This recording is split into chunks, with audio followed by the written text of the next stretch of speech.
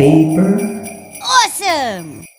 Good day everyone! Today I'm going to show you how to make paper hat like this. Alright, let's get started.